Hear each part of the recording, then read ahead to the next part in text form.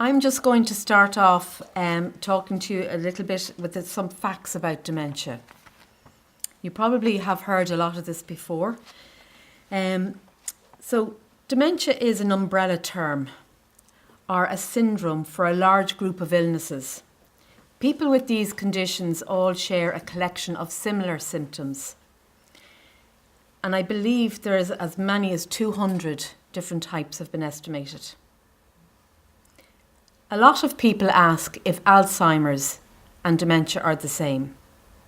The most common type of dementia is Alzheimer's, and that's followed by vascular dementia. This is caused by tiny strokes happening in the brain.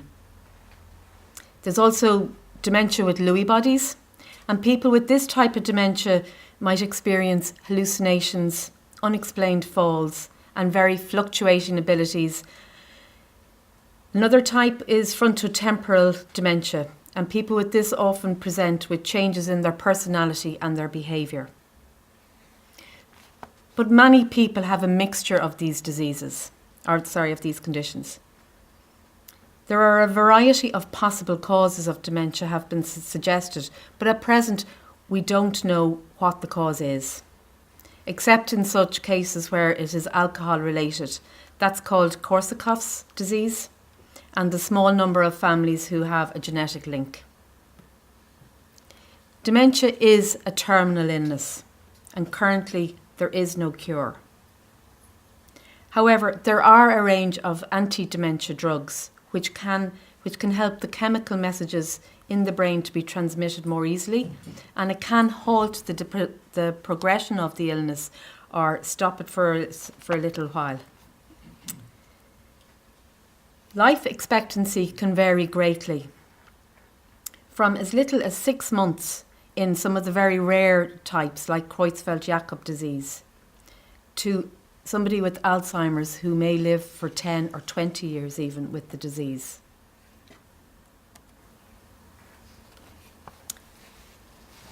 Dementia, everybody really needs to know that dementia is not a natural part of the ageing process.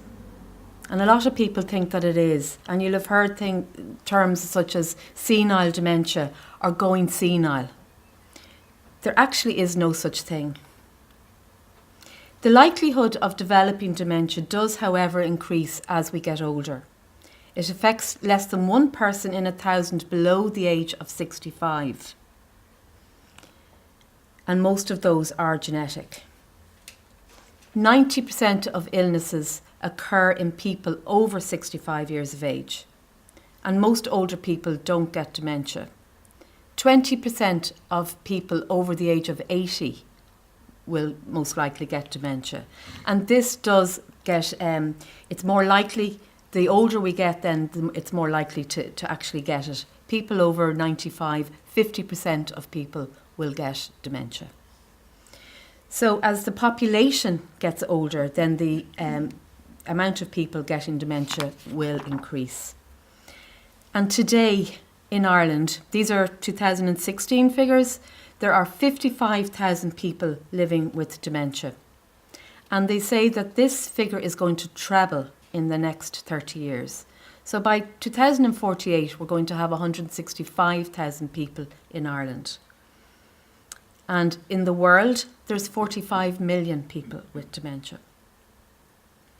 And a frightening figure is that 11 people are diagnosed daily.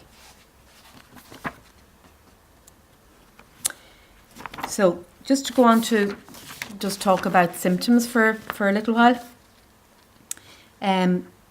Dementia often starts with cognitive and behavioural changes like memory loss, which is usually in the beginning it's short-term memory.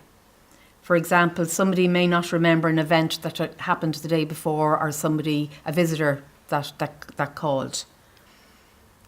We all worry about our memory and a memory loss. And I'm sure you're all familiar with going up the stairs to get something and you get to the top of the stairs and you think, what did I come up here for? And you have to go back down the stairs and then you remember. It's when you go up and you go into the bathroom and you might pick up your toothbrush and you don't know what it is or what to do with it. That's when you actually want to start, you have a problem. People begin to start, they're unable to make complex decisions or perform a complex task, or they can't learn how to do something new. Like if you got a new telly and you have a new remote and it works different from the last one, somebody mightn't be able to retain that. They're not able to work out how to use it.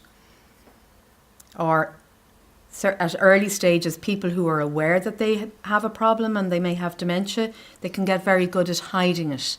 And say you're out for Sunday lunch and you have they have the menu and you say, what are you going to have to eat? They'd say, I don't know, what are you having? I'll have the same as you. May not be able to follow conversations the way they used to. May speak inappropriately, or not able to express themselves properly. So they begin to maybe not speak. They sit in the background, listen, they're there, they might smile and nod, but they're not really taking part. And then as the illness progresses, their memory loss will get worse. And at more advanced stages, a person may begin, they're not able to recognise their own home. They'll think of their own home as maybe their childhood home. They begin to live more and more in the past. May forget how to use a knife and fork, or may not be aware of when they actually need to go to the bathroom. Their spatial awareness deteriorates, and they have an inability to see in 3D like we do, or become very tunnel visioned. Noise can be really upsetting, so you might seek out quiet areas, or you might notice somebody if a door bangs that they'll jump, or chair scrapes. You'll see them start with a kind of a fright, and it can be really, really upsetting for them. There's also our eyesight, everybody's eyesight will deteriorate as you get older.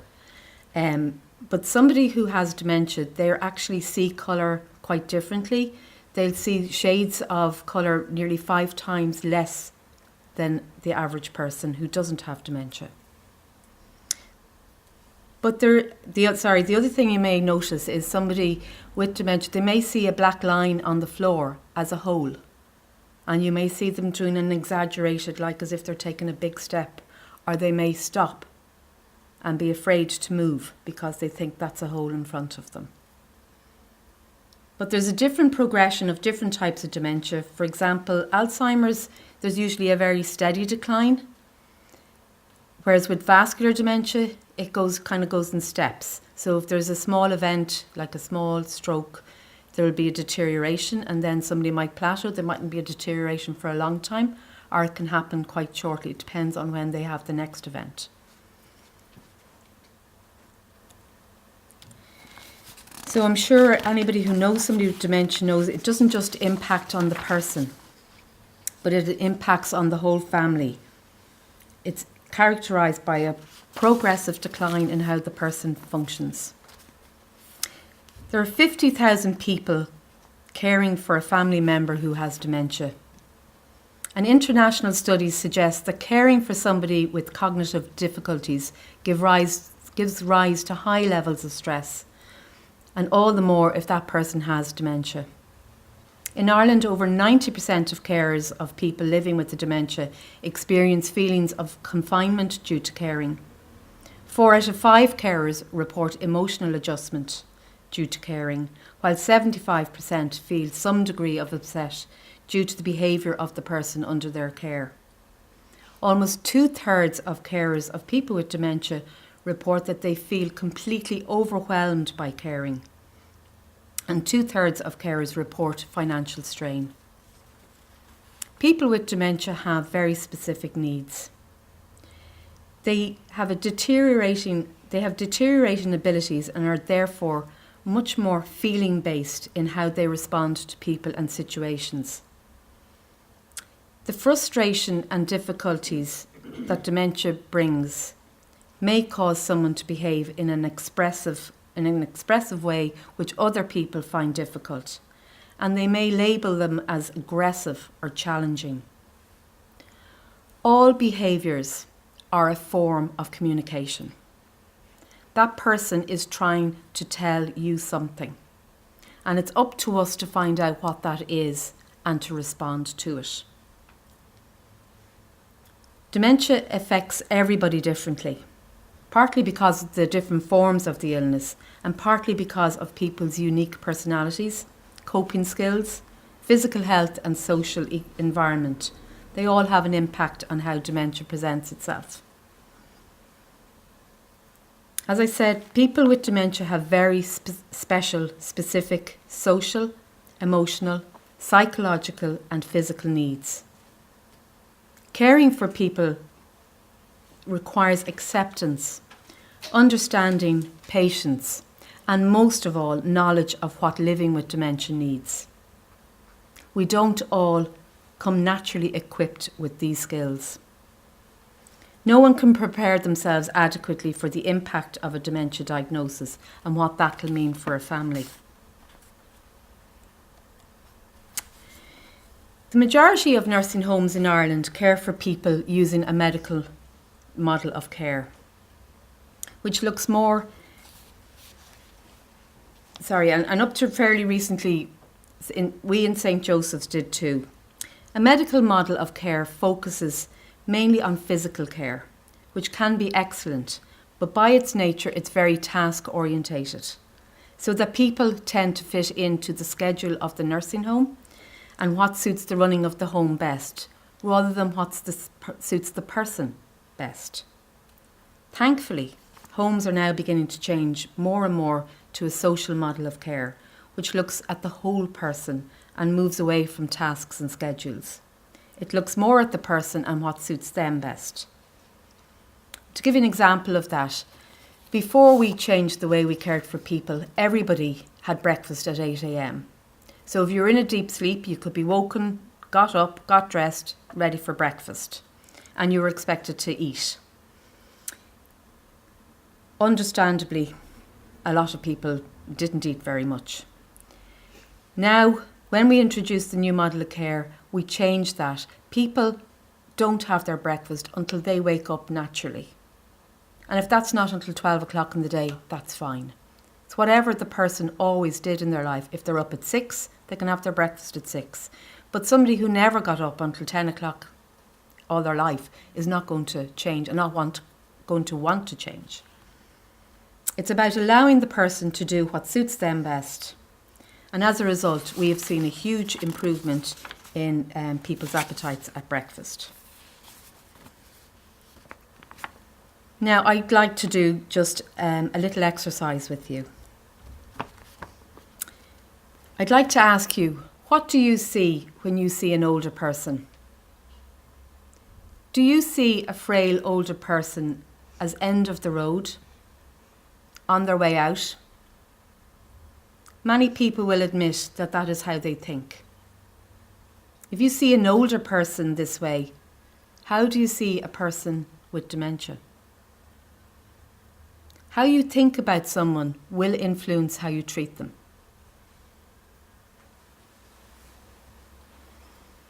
I want you now to think about what if you got dementia.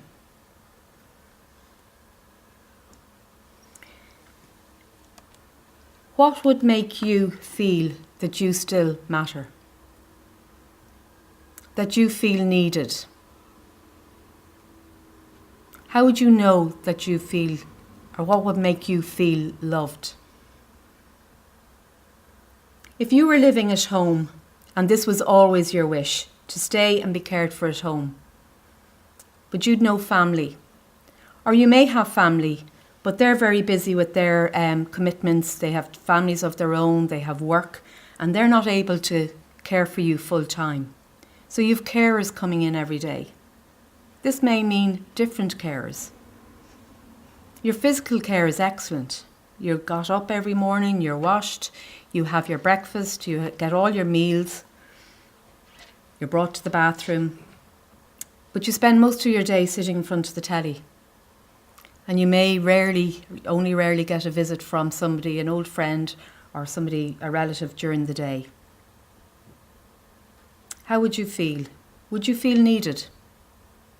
Would you feel loved? Would you feel that you matter? Or would you feel alone and isolated?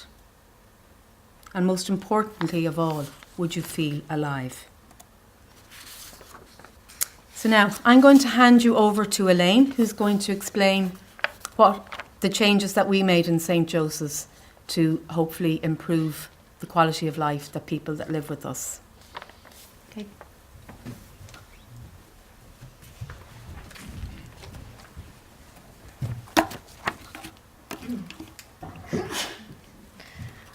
Hi, good evening, everybody. Thank you, Norma. And it's lovely to see so many of you here. And I recognise some faces as well from our own lecture series a few years ago. As Emma said in her opening, we are extremely passionate about dementia care and what we do. We are hoping to lead the way in dementia care.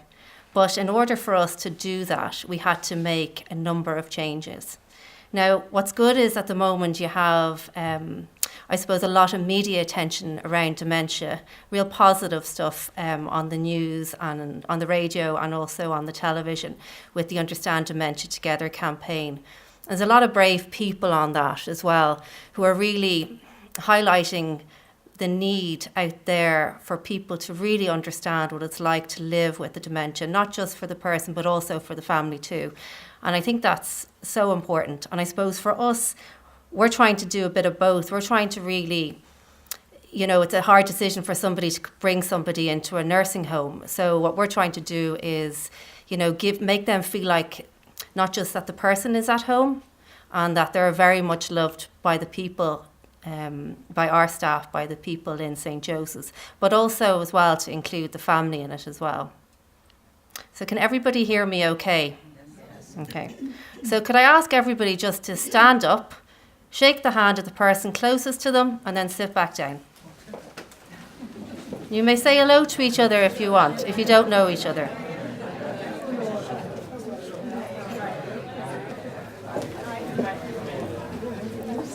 Okay. So a lot of happy faces. How does everybody feel? It's nice, isn't it? It's nice to have a kind word, a smile for somebody. And also, I suppose, just to think about it really, that I've just given you 3 instructions without stopping. I've said stand up, shake the hand of the person beside you and sit down. Everyone able to follow that. But actually, for someone with dementia, that might be very difficult. And I suppose we need to bear that in mind when we talk to people with dementia. You need to see who your audience is. You need to live in their moment. So whatever their ability is, you need to be able to live in that moment. Okay, so just to say St. Joseph's, so I'll give you a bit of a background. We were opened in 1994, and we were opened as a purpose-built nursing home for frail elderly. It was all one level, open plan. So you could roam free through the building, get lost, which I did on several occasions when I started working there.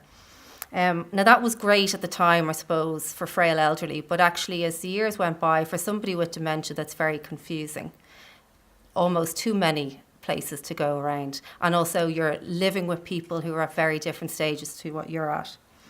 And as Norma mentioned earlier, we're part of St. John of God Services, and the Brothers of John of God are all about meeting the unmet need, which is what dementia is.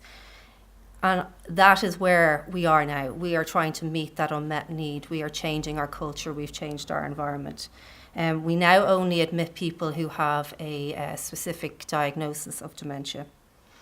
I think Emma said earlier we have 60 residents. 2 of those are respite beds. And we have a daycare centre also. So the change started in 2013, not long after Norma arrived. And actually, really, Norma was the person who met the founder of Dementia Care Matters at a conference and came back and said, this is what we have to do. We can't go on the way we are any longer. We have to do something else. So I've skipped a page, so I'm going to go back very quickly. Okay, so what did we do to achieve this? Well, there were 2 major changes. The first one was around remodelling our 2 units, as they were, into 6 lodges. And the second one was around our culture change, which was this butterfly model of care.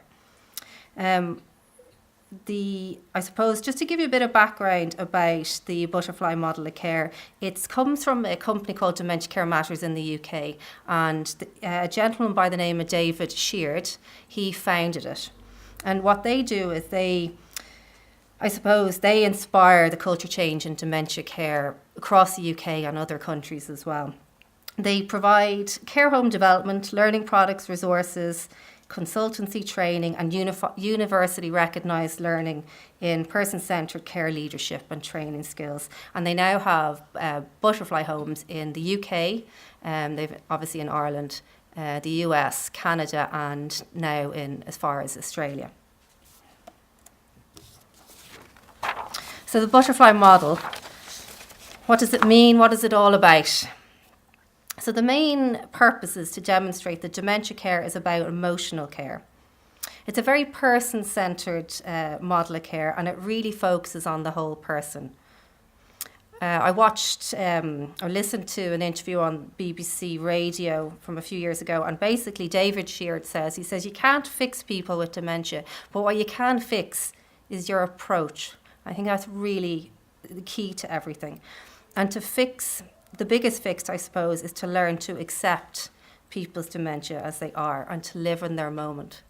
So, I suppose just from an example that I would have in St. Joseph's is that somebody might come in to visit their dad, and their dad might not recognise them, and they would be, oh, Dad, it's me, it's Elaine, do you not remember me? And I suppose that's probably very difficult for both people, not just for the person, but also for the person suffering or who has dementia, that they feel anxious about that too, that they can't remember who that person is. So it's about kind of just living in their world. So to start with the whole thing, with the butterfly model of care, you have to get rid of the them and us barriers. So that means no more uniforms. So nobody wears a uniform in St. Joseph's, the nurses. I think the only people who wear uniforms are the chefs in the kitchens.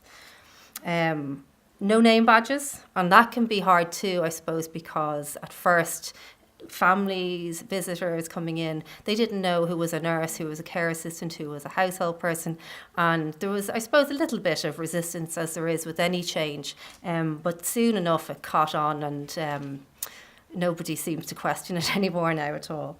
So you get rid of the them and us barriers, and it's about, I suppose, connecting with people on a human level. And after you have that, you fill up the environment around you. So for us, for us it was, we put out a call out to people for furniture and whatever belongings they had, handbags, feather boas, it didn't really matter. And, it takes a bit of getting used to. I know myself from being down in one of the lodges at lunchtime, I know in my own house I'd be horrified. I'd be like, oh God, the books are in the mashed potatoes or whatever it might be. But it doesn't really matter, I suppose. It's just, if people are happy and they're occupied and they're enjoying their meal, and that's what it's about. So St. Joseph's becoming a butterfly home, as mentioned, no more uniforms. There's no drugs trolleys or nurses stations. So we used to have nurses stations. We used to go around with drugs trolleys. We don't have any of that anymore. So I suppose in itself is a bit of a culture change for staff to get used to.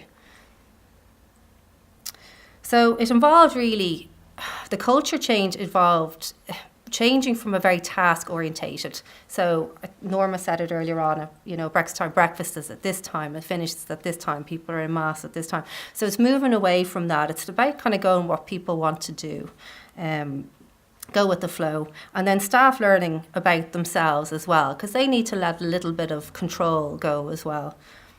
And developing what they call real emotional intelligence. So all that involves a lot of giving. Like a lot of giving from staff.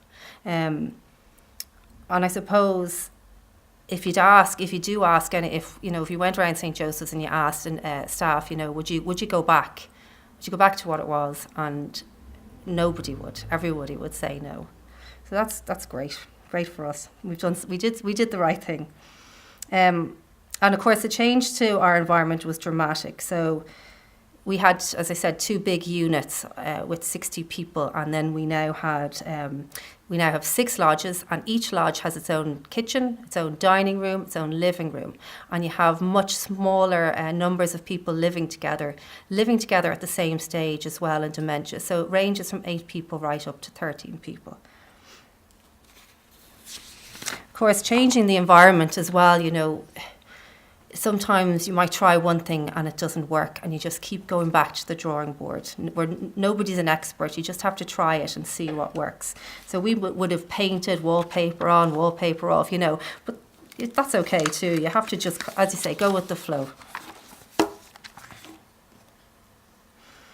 So I suppose once we had the environment ready and our change in our culture, we had to use a tool from Dementia Care Matters, which it's a matching exercise essentially, and it categorised people in 4 different stages. So you have the early stage, and you've altered or different reality, repetitive, and the later stage.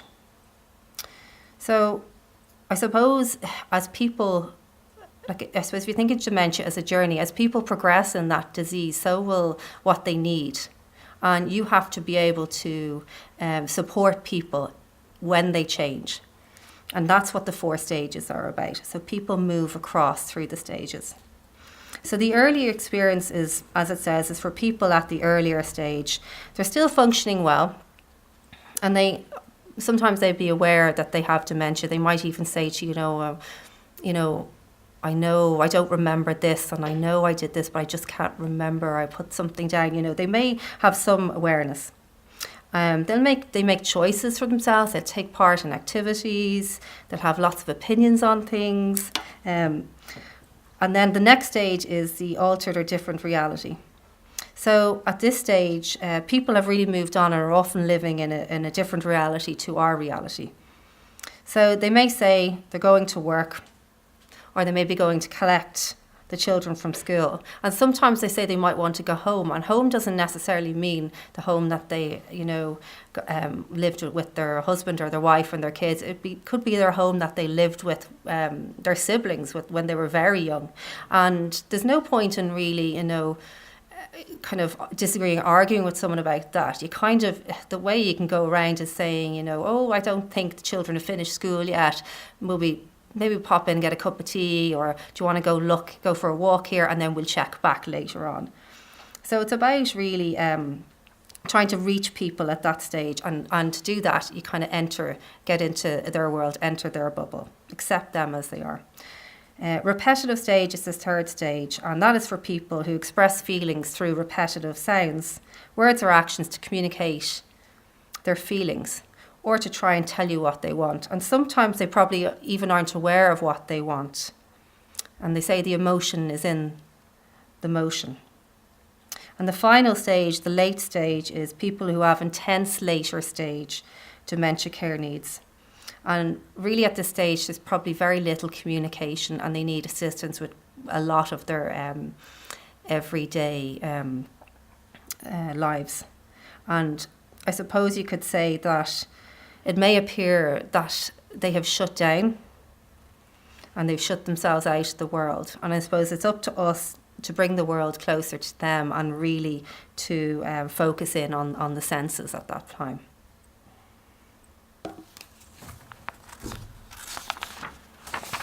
So with all those stages, we obviously staff go into these lodges, and what we do is staff develop different skills depending on what house they are working in. And mostly they will work and stay in the house that they're in. It's rare that they moved, in through lodges. They can do, but generally it works better if they work in the one lodge. And I suppose that's only because every house has a very different focus. So you need different people in different lodges. So in the early stage, it's much more energetic. There's lots more going on. There's sing-songs, there's baking, there's all sorts. So you need somebody who has a lot of energy. And then I suppose in the late stage, it's a lot more kind of calm and nurturing care. And so you need somebody who is, that way inclined, who is very much around kind and gentle and looks at therapies that are for the senses. So I'm going to, just to show you how what I've said really translate, I'm going to show you some before and after pictures. And I'm also going to show you 2 videos from the founder of Dementia Care Matters. And the first one is when he came to St. Joseph's, and he describes what he came across, what he saw. And the second one is after the transformation, again, what he saw and what he thinks of it all. Okay. It was a large nursing home, and I remember very distinctly around 70 people, all, and I am going to use the word held in one large room, and all in rows, many with their heads down, with all the staff trying to move between them all in a sort of form of organised holding warehouse chaotic operation, with loads of care, but where I stood and thought, this isn't right, this just can't be. How could any one individual thrive here?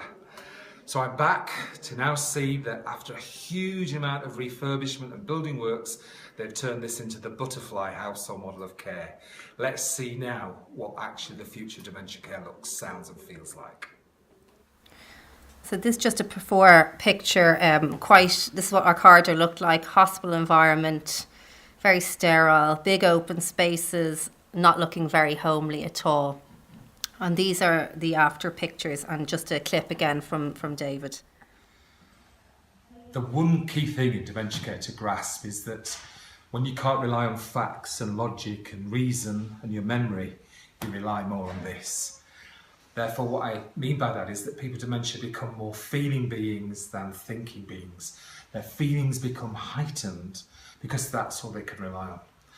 And the butterfly approach here at St. Joseph's is about saying, well, if people's feelings are heightened, we need to create a model of care, we need to create an environment, we need to create a staff approach that's more about feelings. I arrived here a couple of years ago, and the feeling was hospital, clinical, sterile, doing the task.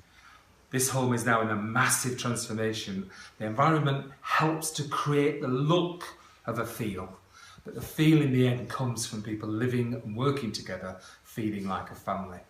And what I found today walking around and talking to the staff is they're saying it was hard, we went through a pain barrier, it was hard for families to adjust, to move away from the institution, but people are starting to now feel that their households are their home, whether they work here, whether they live here, or whether they visit someone. It's the feeling of we can all be together. And now just a few of the pictures. So this is our new St. Joseph's, lots of colour, kind of smalling living spaces. Internal areas you see created there using stickers for our chapel. We have kind of inspirational sayings up, so when people are walking around, creates positive feelings. We've put bars and shops and kind of clever places in corridors and living rooms. And of course the fireplace, which we have needed a lot this winter. And then finally our kitchen. And I suppose this kitchen as well is for families visiting too, you know, so people can pop in and make cups of tea if they want.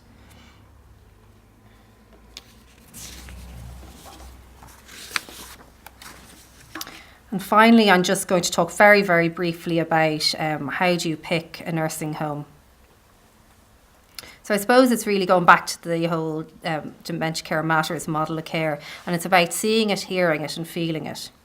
And I know sometimes that when people select a nursing home, that traditionally they look at things like the location and the cost, the quality of care, reputation, maybe even you knew somebody who had a relative in a nursing home. And I suppose all those are really, really good reasons for selecting a nursing home. But what I really want you to think about today is to really ask yourself other questions as well. So what makes you feel at home? For me personally, you know, I feel when I'm at home, I feel safe. I feel really at ease and comfortable. I feel loved, and I love being around the people who I love and love me, and the people really, really get me. They know what makes me tick. So with this in mind, when picking a nursing home, now ask yourself, what does this home look like? So we often do this in St. Joseph's, you know, you might just sit in a room and look around? Is it welcoming? You know, do people look happy? Do staff look happy? What's going on? You know, are people occupied? And then really, really good exercises to just close your eyes, you know. You know, we could even just listen what's going on around. Are people laughing? Do people, you know, sound happy? Is there kind of people chatting, good conversations, just meaningful interactions? And does it sound like being amongst friends? So how does that feel? So would you describe it as warm? It gives a sense of attachment. Are you relaxed and comfortable there? So I'm going to finish up now, and before Norma's going to come back on now, and then afterwards we're going to show you a video of St. Joseph's as it is today. And I just say thank you very much for coming here and listening to me. I hope you enjoyed the presentation.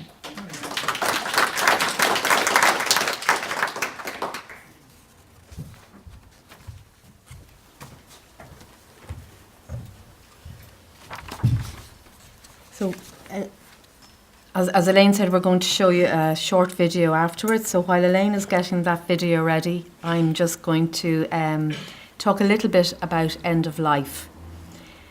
This is always a very sensitive and a complex topic, and people often avoid it. All too often, decisions regarding end of life care are made towards the end of somebody's dementia journey, at a time when the person can no longer participate and can't actually tell you what they want. It's often a very stressful and emotional time for family, and for them to make decisions. They're made often with the best intentions, but not necessarily the right decisions, because it's so stressful. It's really not the best time for somebody to make a decision. So really what I want everybody to think about is it's at early stage, when somebody is still able to maybe engage with you and tell you what they really would want. That's the time to make decisions. As I said at the very beginning, dementia is a terminal illness, and it can have a very long trajectory. And at the end of an illness, you'd all be familiar with palliative care. We would have started hearing about palliative care really when somebody maybe had cancer, and it's given at the end of life, traditionally given at end of life. It's not really designed for the long trajectory of dementia. So tonight we've really talked about person-centred care, and at the end we have palliative care. But for this long trajectory of the illness, we need another type of care. And people are beginning to talk now about supportive care.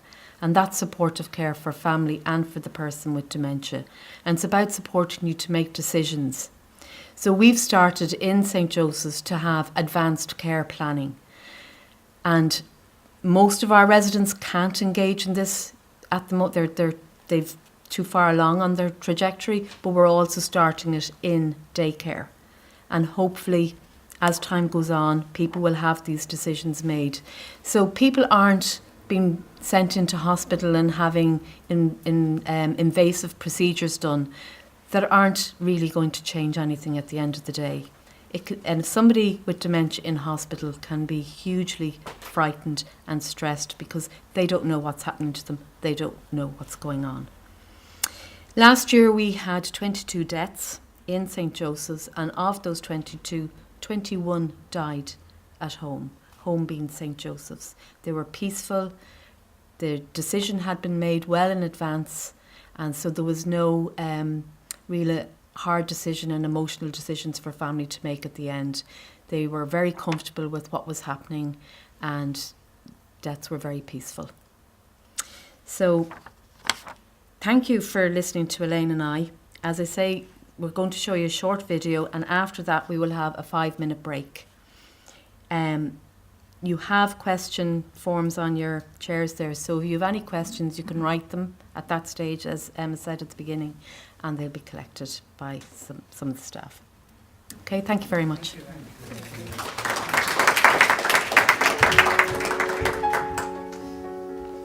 Nobody deserves dementia. Nobody ever deserves dementia. The worst thing about it for me was losing my mother, losing my best friend, and losing her smile and her being, really. She was an amazing, amazing human being and did a lot for me throughout my life. And I lost that, and I lost me. Dementia is such a difficult disease because it comes at a time in people's lives when most people think they should be having a great time, enjoying their retirement, enjoying their family around them. We never really had what we should have had, which was like a long-term kind of loving relationship, because what we had was so short. We find all the time people just are lost. I mean, even Jackie used to be a very, very strong, independent, social person. And to see that disintegrate in front of my very eyes and become almost a vessel it's heartbreaking, absolutely heartbreaking. They don't know who to reach out to, they don't know where to go, they don't know how to communicate with their loved one anymore. It's a dying every day, it never ends, if you can understand that. And as the person starts to disappear, so do a lot of the people that were in their lives throughout time. And that's probably one of the hardest things, you know, because people feel very, very, very alone when it happens to them. St. Joseph's kind of came out of nowhere. It was like a miracle, to be honest with you. It's the first time I could close my eyes and think, Jesus, at least today he's all right. What we have here is called the butterfly model of care. People ask why butterfly. A butterfly lands. Butterflies are very colourful, so they brighten your day. So that's what we try to do with people all the time. We get to see people inside their dementia. The biggest change, I suppose, from the medical to the social model has been creating homes. We've gone away from unit. This is Owen's like little heaven. He's safe here, he's loved here, he's looked after. And for me, it's the only relief I've had with this nightmare. We took away all the props that staff had. Nurses don't wear uniforms anymore.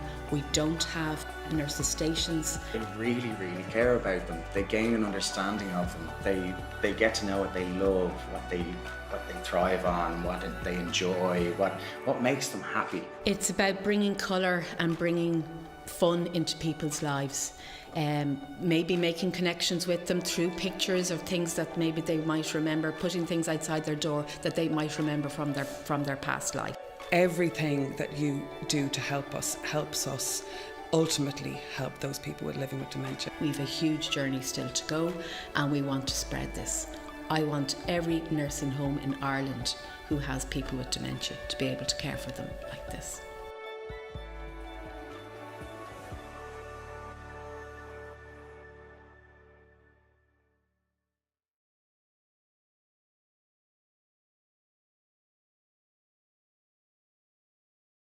So what I was saying was, for advanced care planning, that the Irish Hospice Foundation have a booklet called Think Ahead.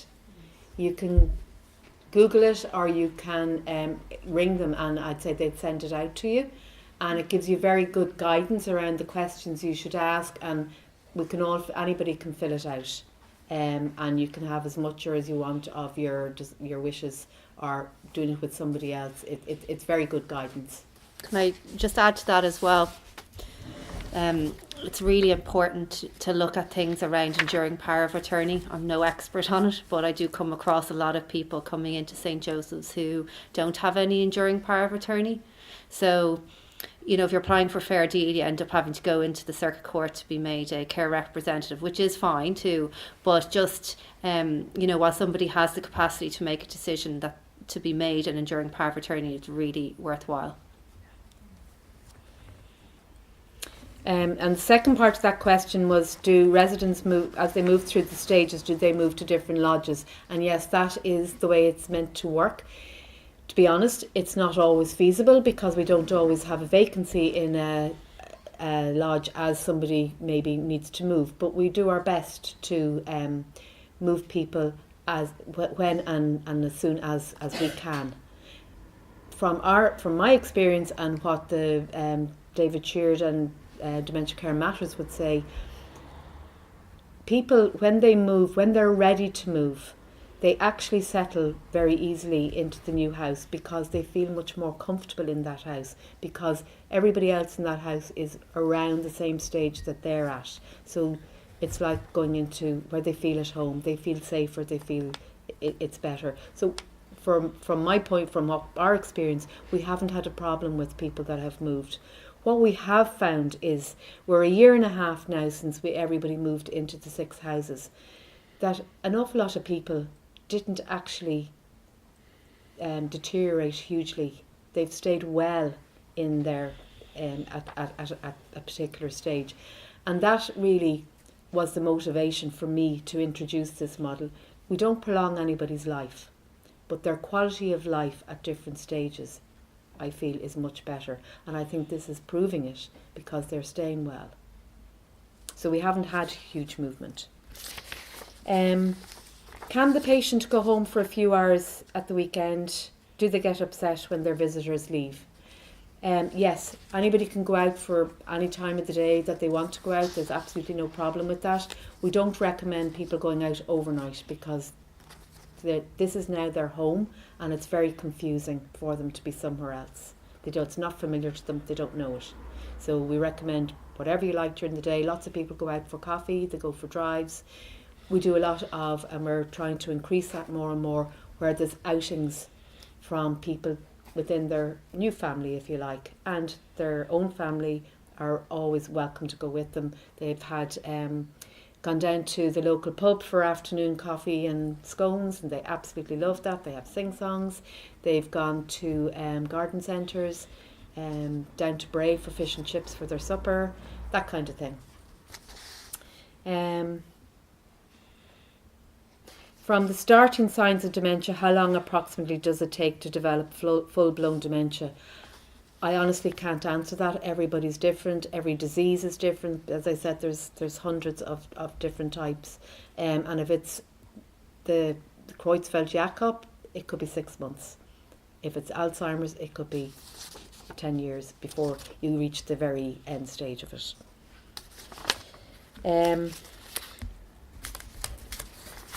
Are illnesses such as Parkinson's disease or Alzheimer's the main source of dementia? Alzheimer's is the most common cause. Parkinson's disease is, some people with Parkinson's will develop dementia, not everybody will. Is there a domestic solution to a dementia patient who is aggressive or violent and who refuses to participate in respite or other external activities?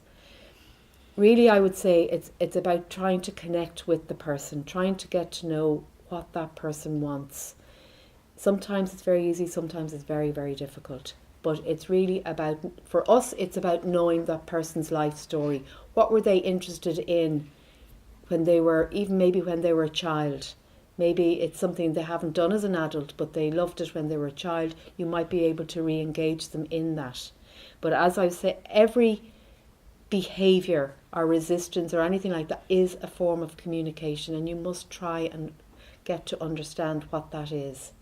And as Elaine was talking about, you try to get into their bubble. You don't ever say to somebody that's not right or try to reorientate them, because they won't remember.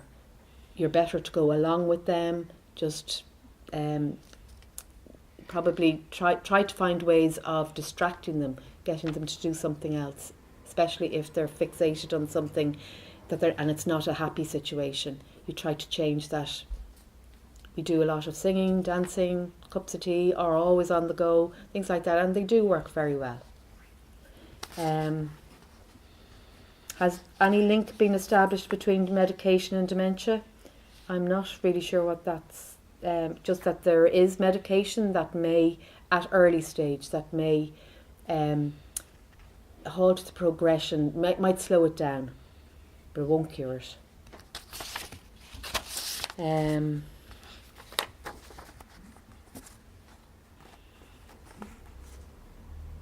What are the prospects of a cure for dementia, including ways to keep it at bay, whether medicinal or lifestyle?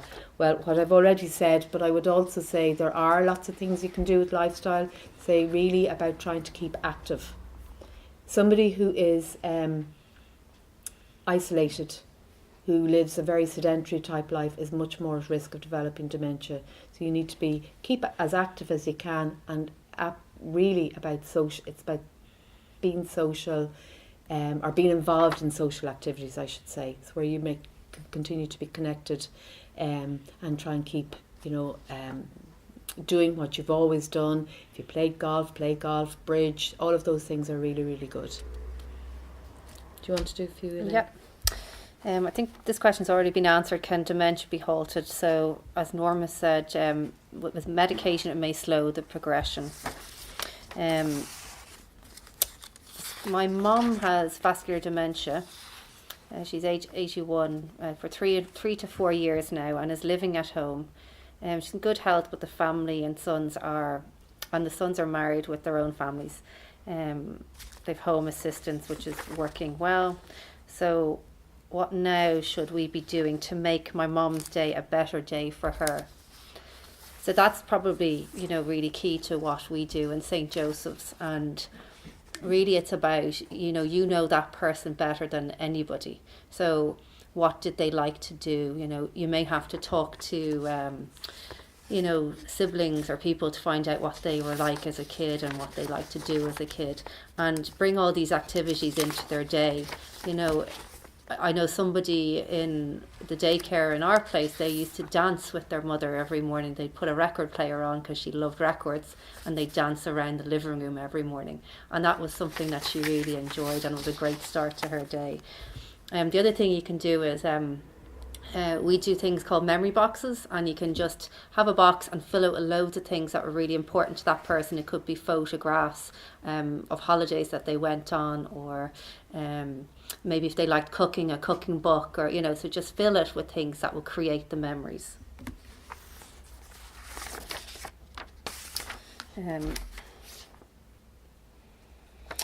Next question. My mother is in the earlier stage and she forgets people, words and what happened recently. She used to have a yellow budgie. Maybe I should get her a pet budgie again. She lives with my brother. What do you think? Yes, absolutely, if that's something that she enjoyed.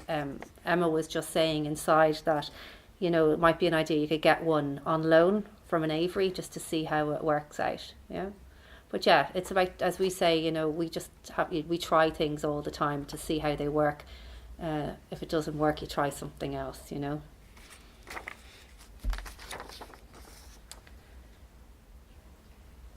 Oh yeah, the documentation seems to show that dementia is more likely to affect females. Is this the case? Well, there's no evidence to show that at the moment. It is indiscriminatory. And it can happen to anyone. And I suppose just because women live longer than men, it might appear that more women have dementia than men, but that's not the case. There's another question on this. Could you recommend any relevant literature? Now, Norma has a name of a book which she said would be very helpful. She just can't remember the name of it at the minute. It's really helpful though. Yeah. So you can, if you want to, you can pop up to Norma and give her your contact details and she'll get back to you on it, yeah? And if you want, we'll get Siobhan to throw it up on our Facebook page maybe, yeah? Next question. My question is on daycare. How do people with dementia avail of daycare? How do you get a referral? So for us, it's we're in the Wicklow South Dublin area. So what you have to do is you have to go to your public health nurse in the first instance, and you what they do is they will refer you to a daycare centre, and the daycare centre will come and do an assessment of that person to make sure that they can meet their needs. And for us, you come visit the daycare centre to see if you like it, if you think it's suitable. And then after that, you'd be allocated to start with usually 1 day, and then that can go up to 3 days. So go to your public health nurse for a referral. How long is there a long waiting period for admissions? There is. It's a really difficult question to answer. On our waiting list, we probably have about nearly 100 people. Now, I always say to people, don't let that put you off. I know it sounds like it's, you'd never get in. But actually, out of the 100 people on the list, not everybody is ready. So you have people who are really planning ahead, and they're looking at what options are available to them, and they're looking at a number of different nursing homes probably. So I suppose really you don't want to find yourself in a crisis situation. That's really not ideal for anyone. You want to be able to be happy with the choice of the nursing home. So as much as possible, prepare, go and get your name down in a nursing home that you want. Okay. And just in terms of waiting periods, I suppose we have to wait until somebody moves on and dies. And as Norman said, we had 20 deaths last year. So it's really it also depends as well on where the vacancy lies, because if it's in a lodge, we may not have somebody suitable to go, let's say, into a later lodge. So it's very complex, I suppose. It's the same question about waiting list. Just to say about the waiting list, yes, it is. There is quite a lot of people on it, but as Elaine said, that not everybody's ready. Not everybody. Most people go through the fair deal, and a lot of people, their fair deal might have come through when the vacancy is there. So if your fair deal is through, you might get there quicker. Just depends. So I always, as Elaine said, we always don't worry about the waiting list. I don't like telling people how many are on it, because it really doesn't mean anything at the end of the day. Okay. Can I do a few? Yeah. There's quite a few about the butterfly model, asking how widespread in Ireland it is. Well, at the moment there's 3 care homes. We're one of the 3. There's one in Cork and there's one in Meath, and that they have a second nursing home that they're introducing it to. But it has spread all over the world.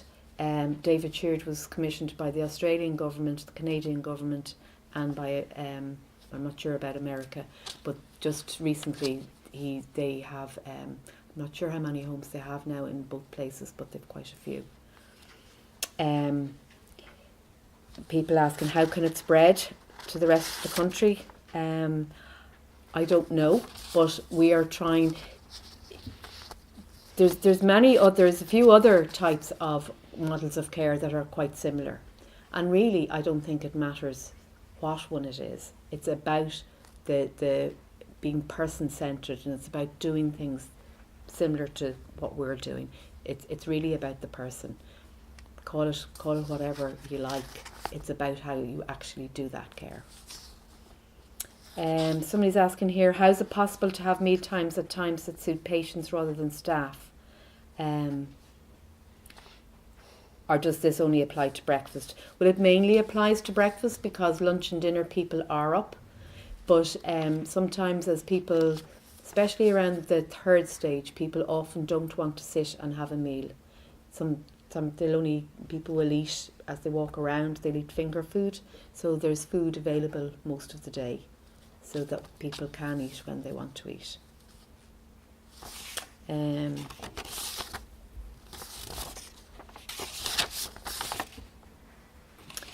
What are the resource implications of moving to the butterfly system, and what are the staffing needs? Can families afford to pay? We didn't increase our staffing. Our staffing is exactly the same. The resource implications, well, we did have building costs. Most of the decoration came through fundraising, and through, as Elaine said initially, we put a call out to people to empty their attics and to anything that they didn't need. Now, since then, we've tried different things. Not everything worked.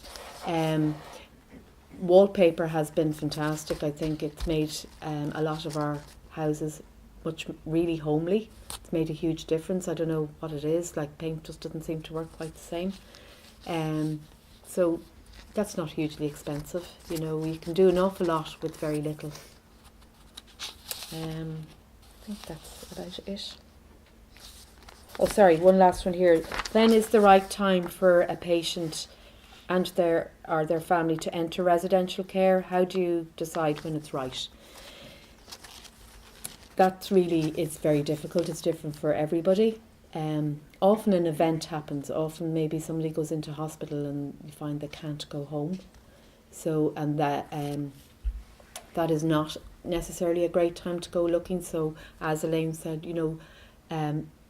to do it as early on as you think. You may never need it, you may never want it, but if you have your name down and you have already looked at homes, then you'll know where you want somebody to go. And my advice to you is go see 10 different nursing homes and do, as Elaine said, get the look, get the feel. How would you feel about being here? Is this where you'd like to be? And be happy with your decision then. So that when the time, you kind of get a feeling, it's going to, maybe you're not going to be able to care for somebody for a whole lot longer, or that person is becoming more and more isolated, and you feel maybe they will do better. Because really, you have to remember it's about them. It's not about us or what we feel.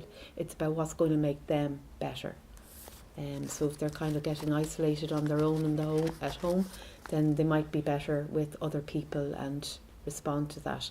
And a good way of trying that out is daycare, or going in for respite for a week. Try out that, and that's done through your public health nurse or through your GP. Yeah, just one last question. What is early care? And I suppose early care for us is about,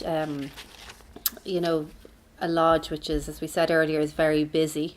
I'm not sure if this is exactly the question that people had, but basically it's a lodge which is very busy and people are doing things, and they might even set the table or fold napkins. There'd be baking, there'd be lots of things going on. As Norma also said, they'd be going out, involving kind of being in the community, I suppose, still part of the community. At home, the early care would be, maybe around daycare, where they can come into a daycare once, twice a week. But it's also really about keeping them in the community as well, not making people feel isolated. And for the carers, it's about doing things like educating yourself, looking at caring for carers programs, which we ran a couple of years ago. So yeah, it just depends really. I say daycare might be the option around early care. Just one thing I'd like to say, I hope I haven't given the impression that every other nursing home is not caring very well. I think there's an awful lot of really, really good nursing homes out there, and people are beginning to change and to change the way they care for people. Okay. I know there might be quite a few people here who are caring for somebody at home themselves, and I think it's really important that you care for yourselves. So, as the title of our talk was, that we care, there's a little surprise for everybody outside, so you can collect on your way, and also just some more information if you want to pick that up. So it's okay. Thank you very much. Thank you.